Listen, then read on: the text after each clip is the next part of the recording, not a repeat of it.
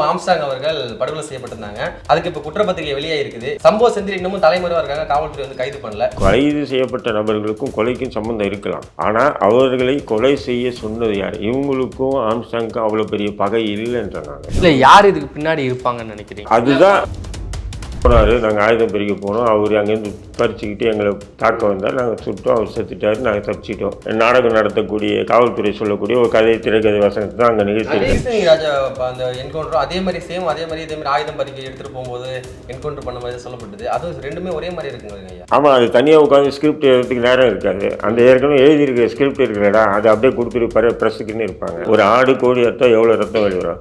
ஒருத்தவங்க வந்து சுட்டு கொட்டாங்கன்னா அந்த இடத்துல ஸ்பாட்டில் நடந்ததுன்னா எவ்வளோ ரத்தம். கொஞ்சம் யோசனை பண்ணி பாருங்க. நீங்கள் பகுஜன் சமாஜ்கிட்டே படம் எடுத்தாங்க, அப்படியே படுத்துட்டாங்க. இப்போ அமைச்சரவை சமீபத்தில் மாற்றினாங்க. உதயநிதி அவர்கள் வந்து துணை முதல்வர் ஆகியிருக்காங்க. இந்த அமைச்சரவை மாற்றத்தை பற்றி நீங்கள் எப்படி பார்க்குறீங்க? தியாகி வெளியே வராதுன்னு சொல்கிறதெல்லாம் பார்த்தீங்கன்னா டாக்டர் ஐயா சொல்கிறது, அவர் தியாகினா மக்கள் எல்லாம் துரோகியா அப்படின்னு கேட்டிருக்காரு டாக்டர் ராமதாஸ் ஐயா. சீனியர் மோஸ்ட் இருக்காங்கல்ல, கேன்னேரு, துரைமுருகன், இவங்க கூட உதயநிதியை போய் சந்திக்கிறாங்க. ஆனால் செந்தில் பாலாஜியை வந்து உதயநிதி சந்திக்கிறாரு. சபரேசனை இவங்க போய் தான் சந்திக்கிறாங்க. ஆனால் செந்தில் பாலாஜி சபரேசன் வந்து சந்திக்கிறாங்க. அந்த அளவுக்கு பெரிய ஆளா செந்தில் பாலாஜி? இன்னொரு விஷயம், பவளவிழாவில் வந்து கனிமொழி அவர்கள் வந்து பங்கு பெறல. அவங்க வந்து கொடி ஏற்றி வச்சு பேசுகிறாங்க. ஸ்டாலின் இருக்காங்க, எல்லாருமே இருக்காங்க, உதயநிதி எல்லாமே இருக்கும்போது இந்த திடலில் வந்து அண்ணா வந்து இளைஞரணி கொடி ஏற்றினாரு, ஆனால் முதல்வர் ஆனார். முத்தமிழறிஞர் கலைஞர் கொடி ஏற்றினாரு, முதல்வர் ஆனார். என்னுடைய அண்ணன் ஸ்டாலின் வந்து இங்கே கொடி ஏற்றினாரு, முதல்வர் ஆனார். அந்த வாய்ப்பு எனக்கு கிடைச்சிருக்குன்னு சந்தோஷமா இருக்கேன் அப்படின்னு சொல்லி அப்போ அடுத்த முதல்வர் நான் தான் அப்படின்றத அவங்க நாசுக்காக பேசினாங்க. அவங்க கூட ட்விட்டரில் பார்த்தா அப்பா எனக்கு நீங்கள் இருக்கீங்க அப்படின்னு சொல்லி ஒரு அடுத்த நாளே போடுறாங்க. கலைஞருக்கு தப்பாக பிறந்தது என்ன பார்வையில் பார்த்தீங்கன்னா கனிமொழி மட்டும்தான். அந்த பேச்சு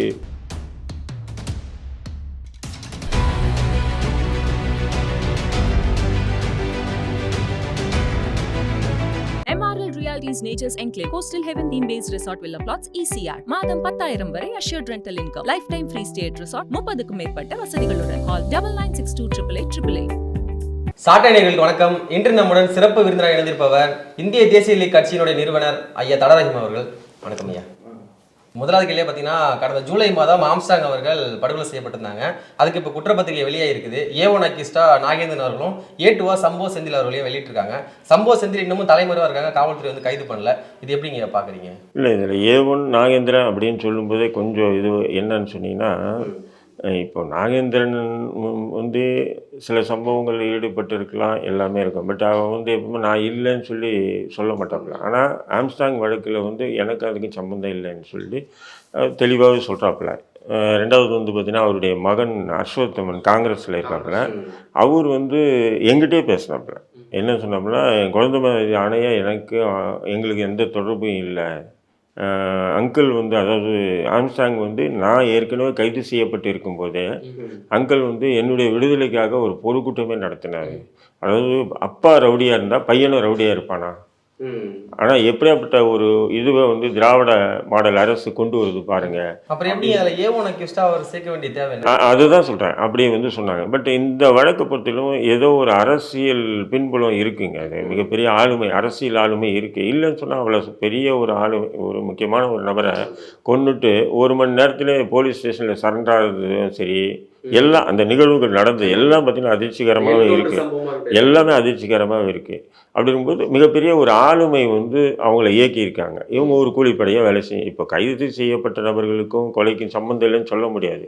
ஆனால் கைது செய்யப்பட்ட நபர்களுக்கும் கொலைக்கும் சம்மந்தம் இருக்கலாம். ஆனால் அவர்களை கொலை செய்ய சொன்னது யார்? இவங்களுக்கும் ஆம்ஸ்ட்ராங்க்கும் அவ்வளோ பெரிய பகை இல்லைன்றாங்க. இல்லை யார் இதுக்கு பின்னாடி இருப்பாங்கன்னு நினைக்கிறீங்க? அதுதான் சமாஜ் கட்சி சார்ந்தவங்க வந்து ஒருத்தர் மேலே வந்து முக்கியமான குற்றச்சாட்டு வைக்கிறாங்க. வெளிப்படையாக சொல்லணும்னா செல்வ பிறந்தகை மேலே வந்து அவங்க குற்றம் சாட்டுறாங்க. இல்லை, அது செல்வ பிறந்தகை மீது அவர் ஆனந்தன், இன்றைய தலைவர், இப்போ இருக்கக்கூடிய தலைவர் பகுஜன் சமாஜ் ஆனந்தன் வந்து குற்றச்சாட்டை வைக்கிறாரு. நீங்கள் வைக்கும்போது அந்த குற்றச்சாட்டு நான் முழுக்க பார்த்தேன் அந்த வீடியோவை. எனக்கு நண்பர் தான் அவர். பட் அவர் வந்து என்னென்னா, ஏற்கனவே பகுஜன் சமாஜ் கட்சியில் செல்வ பிறந்தகை இருந்தார். அந்த பகைமை தான் வெளிப்படுத்துகிறாரு தவிர இந்த கொலைக்கும் அவருக்கும் உள்ள தொடர்புகளை பற்றி பெருசாக வந்து பேசலை. நல்லா புரிஞ்சுங்களா? எதுவுமே பேசலை. அந்த பழைய பகையை பற்றி தான் அவர் ஃப்ளைட் டிக்கெட்டு போட்டு கொடுத்தாரு, ஃப்ளைட் டிக்கெட்டை மாற்றி விட்டாரு, அதனால் நாங்கள் போகிறதுக்கு லேட் ஆகிடுச்சு. அந்த சம்மந்தமாக தான் பேசுகிறாரே தவிர இந்த கொலைக்கு அவருக்கு உண்டான நேரடியான தொடர்புகள் ஆதாரங்களை அவர் எதுவுமே வெளியிடல. பார்த்தீங்க நீங்கள் அந்த வீடியோ பார்த்தா தெரியுது. அப்போ அவங்களுக்கு அந்த பழைய பகையை வந்து ஏதோ இந்த நேரத்தில் அசோத்தமன் வந்து அவங்க கட்சியில் இருந்தார் இல்லையா, காங்கிரஸ் கட்சியில், அதனால் வந்து காங்கிரஸ் தலைவர் மீது அப்படி கொண்டு போகிற மாதிரி தெரியுதே தவிர நான் சொல்கிற ஆளுமை வந்து ஆருத்ராவை வந்து இதுலேயும் இவங்க விசாரணை வளையத்துக்குள்ளே கொண்டு வரல இவங்க.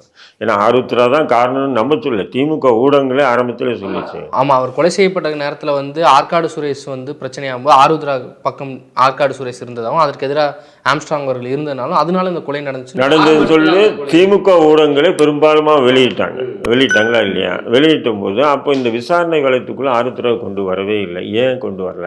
அப்போது நான் என்னுடைய இது என்னன்னு சொன்னீங்கன்னா, இது சம்பந்தமான ஒரு தெளிவான அறிக்கை, வெள்ளை அறிக்கையை வெளியிடணும். ஆருத்ராவில் வந்து எத்தனை ஆயிரம் கோடி கொள்ளையடிக்கப்பட்டது, ஆருத்ராவில் வந்து 22 பேர் கைது செய்யப்பட்டிருக்கான்றாங்க.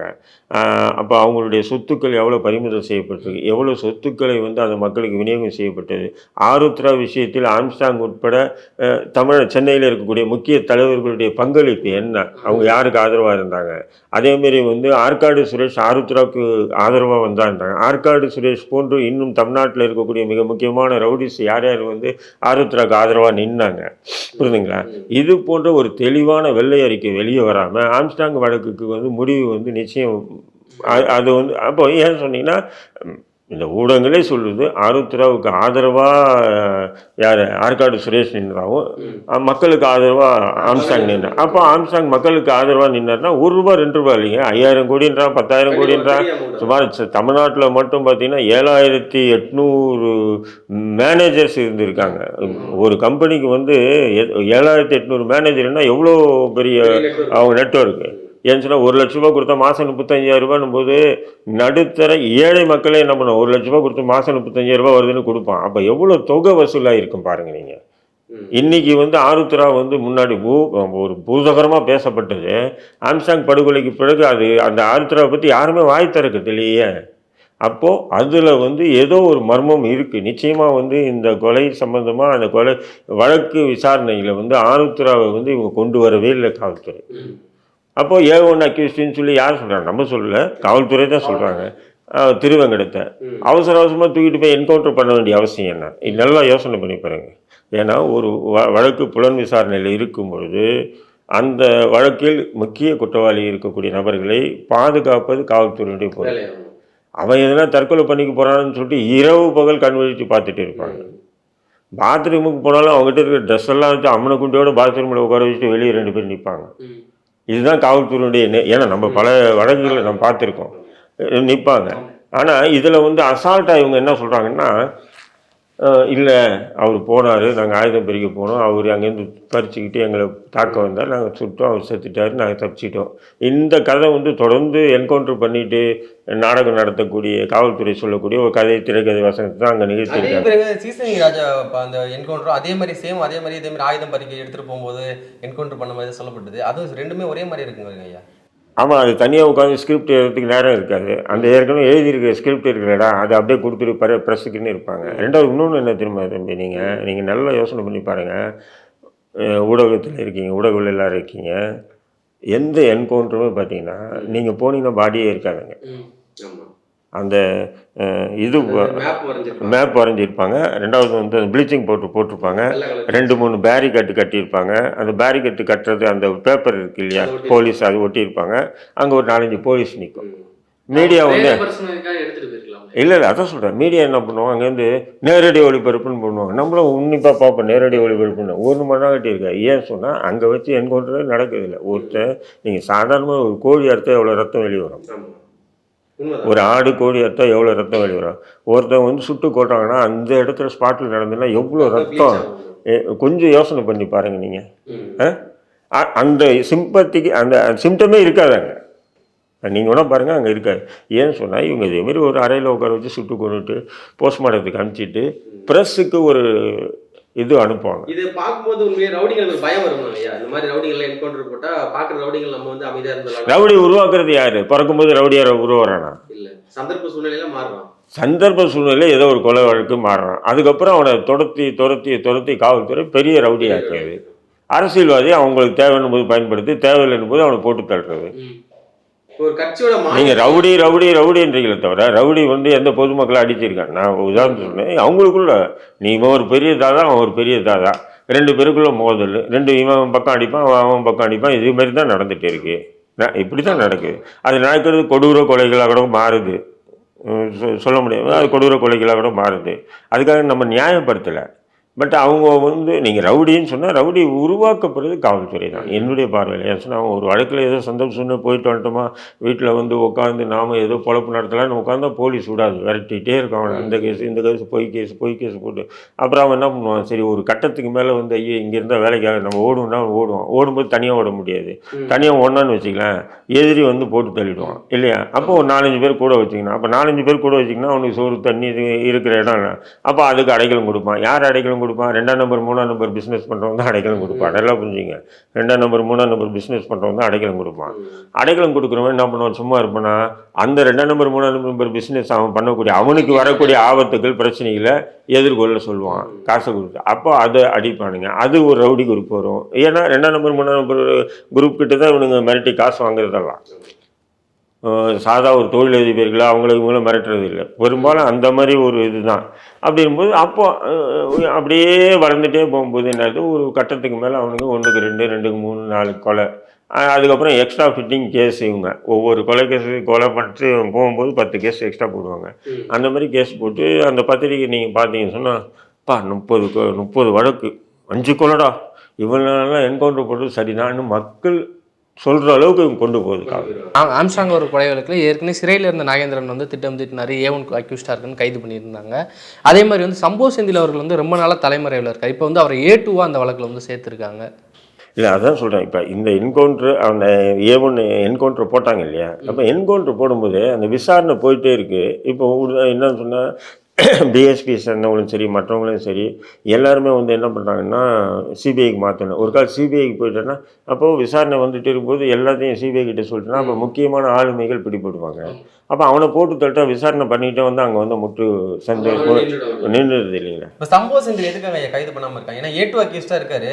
கொலை நடந்துக்கிட்டு 3 மாதம் ஆயிடுச்சு. இது வரைக்கும் காவல்துறை ரொம்ப மெத்தனமாக போகிற மாதிரி இருக்கு. இல்லை, இதான் வழக்கை பொறுத்தவரையும் பார்த்தீங்கன்னா ஒரு விதமான குழப்பமும் போகுது. A1 முக்கிய குற்றவாளின்னு சொல்லக்கூடிய நபரை என்கவுண்டர் பண்ணிவிட்டு அதுக்கப்புறம் ஒரு 18 குற்றவாளிகளை இந்த வழக்கில் சேர்த்துருக்காங்க. சம்பவ செந்தில், இவர் நம்ம நாகேந்திரன், பையங்கன்னு சொல்லி 18-20 பேர் சேர்த்துருக்காங்க. இது எதை வச்சு சேர்க்குறாங்கன்றது நமக்கு தெரியல. இதை எப்படி சார்ஜ் ஷீட்டை பொறுத்தவரையிலும் இந்த வழக்கு நிற்காது, அது வேறு விஷயம். ஏன்னா அந்த நிற்காத அளவுக்கு தான் உழப்பு பண்ணியிருக்காங்க. குண்டர் சட்டம் தடுப்பு காவல் மாதிரி யார் மேலே வேணாலும் போடுவாங்க காவல்துறை. ஏன்னு சொன்னால் உடனே ஜாமீனில் வெளியே வந்துடுன்னா 30 நாள் 90 நாளுக்குள்ள குற்றப்பத்திரிக்கை தாக்கல் பண்ணணும். குற்றப்பத்திரிக்கை தாக்கல் பண்ண ஜாமீன் கொடுத்துருவாங்க. ஜாமீன் கொடுத்தா வெளியே வந்துடுவாங்க. அதனால் குண்டர் சட்டம் போட்டோன்னு சொன்னால் அது ஒரு 6 மாதம் இழுக்கலாம். இதுக்கு தான் குண்டர் சட்டம் போடுறது, மற்றபடி ஒன்றும் இல்லை. அது குண்டர் சட்டம் என்பது ஒரு தண்டனை அல்ல, தடுப்பு காவல் தான். ஒரு வழக்கிலிருந்து வெளியே வர்றதுக்கு கட்சியினுடைய மாநில தலைவர் ஒரு பட்ட பகல ரவுடிகளை வெட்டி கொலை செய்யப்பட்டிருக்காரு. 3 மாதம் ஐயன்னு காவல்துறை யாருமே சரியான குற்றவாளி கைது பண்ணி தண்டனை தரல.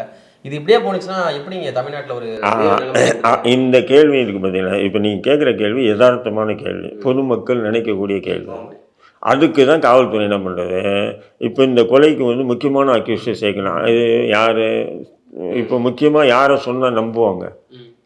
நாகேந்திரன் சொன்னால் நம்புவாங்க. ஏன்னா பெரிய ரவுடி, பிரபலமான ரவுடி அப்படின்போது. அப்போது நான் என்ன சொல்கிறேன், நாகேந்திரன் உள்ளேருந்து சதி பண்ணி தான் இந்த கொலை நடந்ததுன்னா அப்போ இன்டெலிஜென்ஸு அவ்வளோ வீக்காக இருக்கா தமிழக இன்டெலிஜென்ஸ்? புரியுதுங்களா உங்களுக்கு? ஏன்னா முன்ன மாதிரி சிறை இல்லை. இப்போ முன்னாடி சிறையில் பார்த்தீங்கன்னா ஃப்ரீயாக பேசலாம். இப்போல்லாம் பார்த்தீங்கன்னா ஃபுல்லாக கேப் விட்டு நானே அன்றைக்கி போய் வெக்ஸ் ஆகிட்டேன். அப்பா என்னடா இவ்வளோ மோசமாக வச்சுருக்காங்க. நடுப்புற வார்டர்ஸ் நடந்துகிட்டு இருக்காங்க. அந்த நம்ம பேசுறது அவங்களுக்கு கேட்கலாம், அவங்க பேசுறது நம்ம கேட்கலாம். அப்படி தான் இருக்குது. மீறி வழக்கறிஞர் உட்காந்து இப்படி பேசுகிறாங்க போது கூட வார்டர்ஸ் கண்காணிக்கிறாங்க. கேமரா இருக்குது, சிசிடிவி கேமரா வித் வாய்ஸோடு வச்சுருக்காங்க அந்த வழக்கறிஞர் பேசுறது. அப்போ எந்த விஷயமும் வெளியே போகாது. அப்போ சிறைக்குள்ளேருந்து அவர் ரகசியமாக திட்டம் தீட்டி ஒரு அரசியல் ரீதியான ஒரு ஆளுமையை கொலை பண்ண அளவுக்கு நாகேந்திரன் திட்டமிட்டார்னா உளவுத்துறையினுடைய ஃபெயிலியராக தான் பார்க்கணும். ஐயா, இந்த ஆம்ஸ்ட்ராங் ஒரு கொலை வழக்கில் இதுவரை கைது செய்யப்பட்டவங்க ஒரு 70% பேர் வழக்கறிஞராகவே இருக்கிறாங்க. இது எப்படி, இந்த போக்கு எப்படி போகுது? இல்லை ரவுடிகளாக இருக்கிறவங்களும் வழக்கறிஞருக்கு படிச்சிருக்காங்க, வழக்கறிஞராக இருக்கிறாங்க.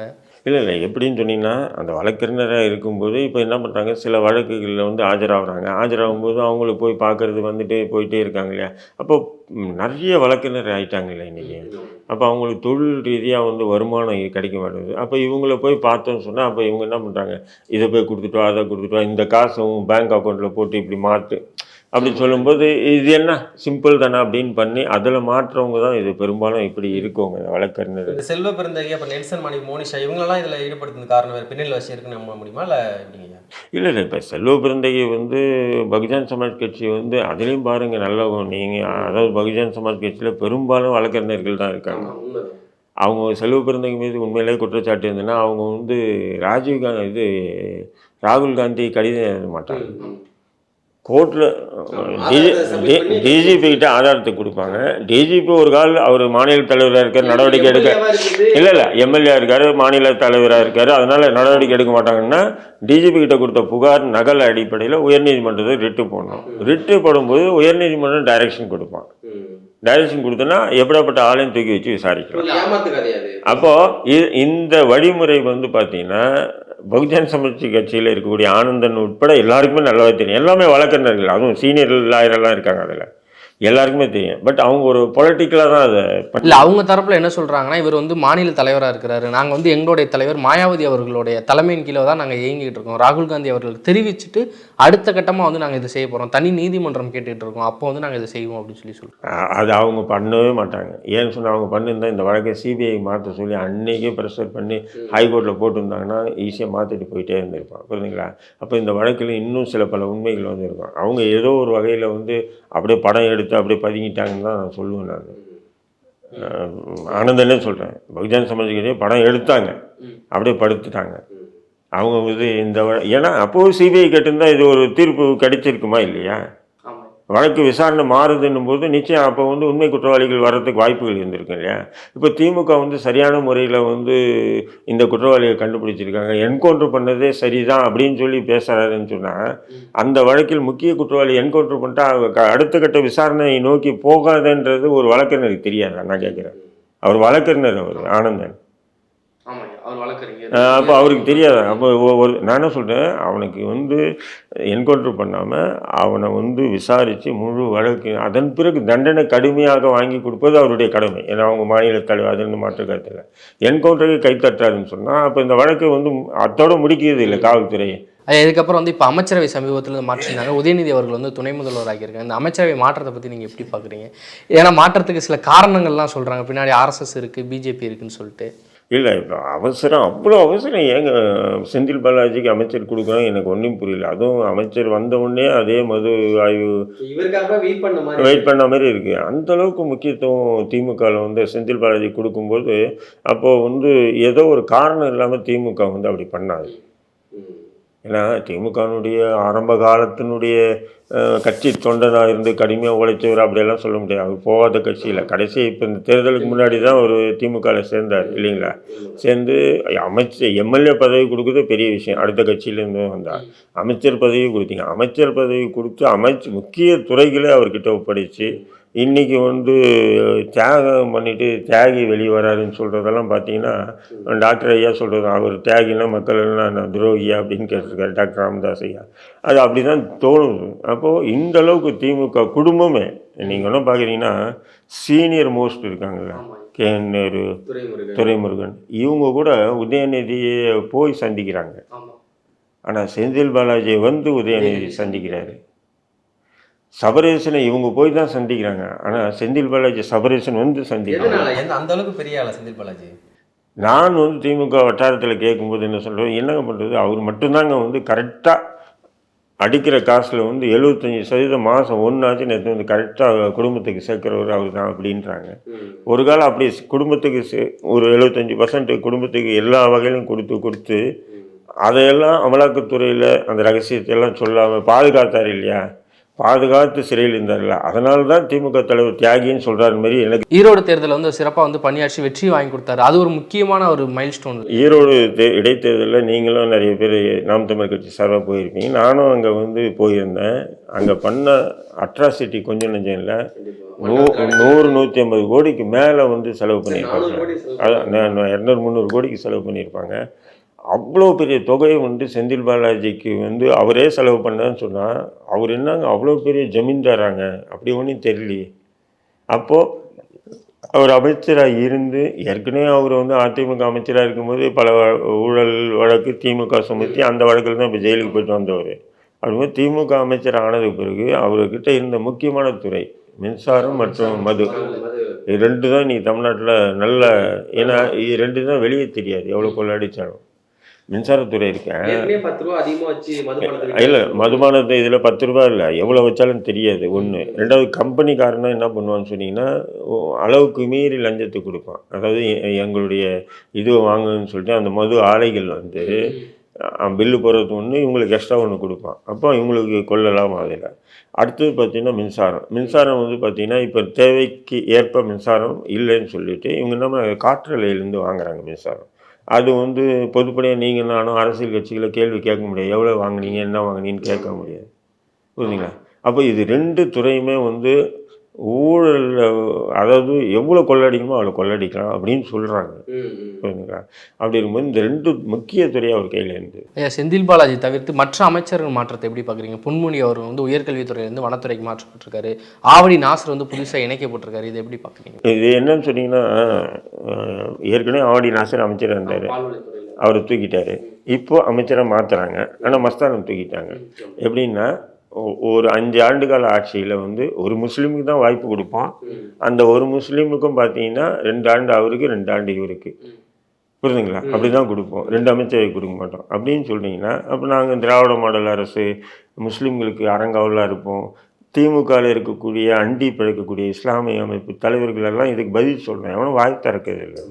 நானும் சொல்கிறேன் 2 அமைச்சர் கொடுத்தா என்னன்னு. 2 ஏன்னா 100 விழுக்காடு இஸ்லாமியருடைய வாக்கு வாங்கி திமுக வெற்றி பெற்றிருக்கு. அப்போ இந்த விஷயம் சம்பந்தமாக அந்த திமுக அண்ணா அறிவாலயத்தை அண்டி பிழைக்கக்கூடிய முஸ்லீம் லீக்காக இருக்கட்டும் அல்லது தமுமுகவாக இருக்கட்டும் அல்லது மற்ற இஸ்லாமிய அமைப்புகள் யாரும் கேள்வியே எழுப்பலையே. இல்லை, அவங்க நினைக்கலாம் சமூக நீதி ஆட்சி நமக்கான அங்கீகாரத்தை வந்து கொடுத்துருக்காங்க, போதுமானதான். ஒன்றுமே இல்லை.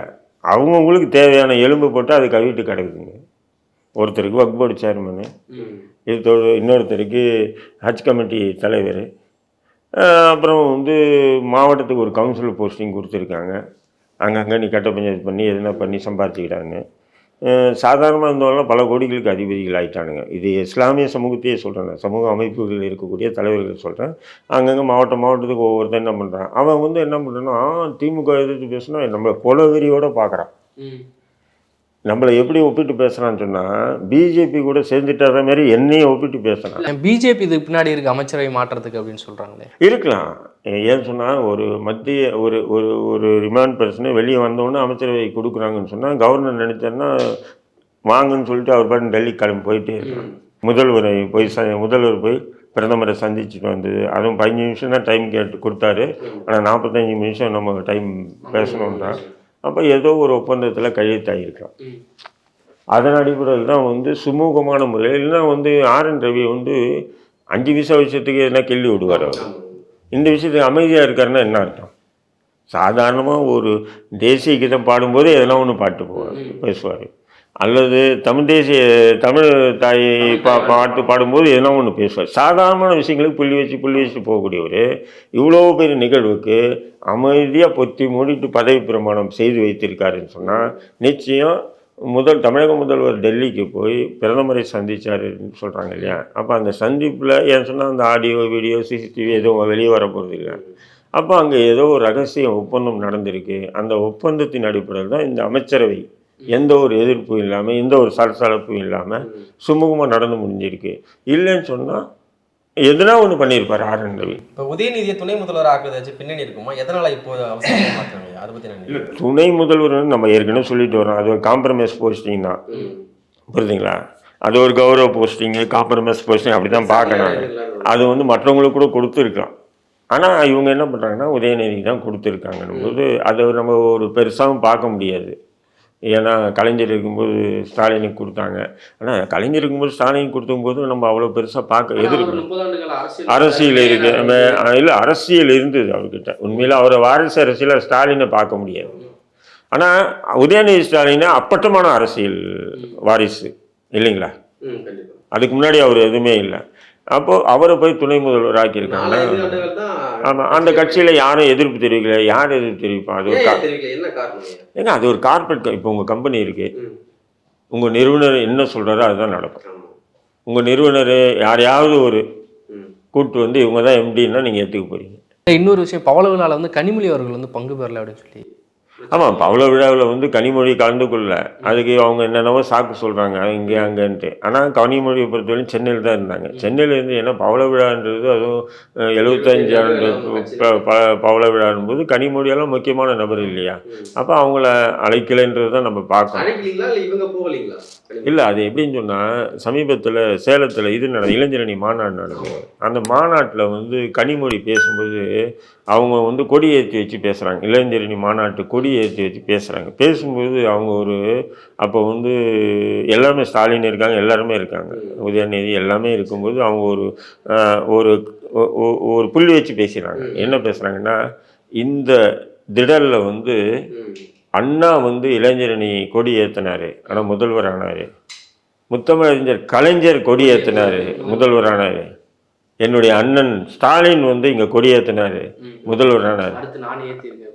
அந்த வாய்ப்பு எனக்கு கிடைச்சிருக்குன்னு சந்தோஷமாக இருக்கேன் அப்படின்னு சொல்லி அப்போ அடுத்த முதல்வர் நான் தான் அப்படின்றத அவங்க நாசுக்காக பேசுனாங்க. அதன் பிறகு தான் வந்து பார்த்தீங்கன்னா கொஞ்சம் மாற்றங்கள் வருது. அவங்க கூட ட்விட்டரில் பார்த்தா அப்பா நான் உங்கள் கூட இருக்கேன், அப்பா எனக்கு நீங்கள் இருக்கீங்க அப்படின்னு சொல்லி ஒரு அடுத்த நாளே போடுறாங்க. அப்போது சமூக நீதின்னு பேசுவாங்க. ஏன் ஒரு பெண்ணை போடணும்? பெண்ணு தானே அது. அதை கனிமொழி துணை முதல்வர் ஆக்கலாம்னு சொல்றீங்களா? இல்லை ஆக்கியிருக்கலாம் இல்லையா? அப்படியே இது பண்ண. ஏன்னா அது கலைஞருக்கு தப்பாமல் பிறந்தது என்ன பார்வையில் பார்த்தீங்கன்னா கனிமொழி மட்டும்தான் அந்த பேச்சு. ஆமாம், இல்லை அதை விடங்கய்யா கூட்டணி கட்சிகளுக்கு அந்த அதிகாரத்தை கொஞ்சம் பகிர்ந்து கொடுக்கலாம்ல.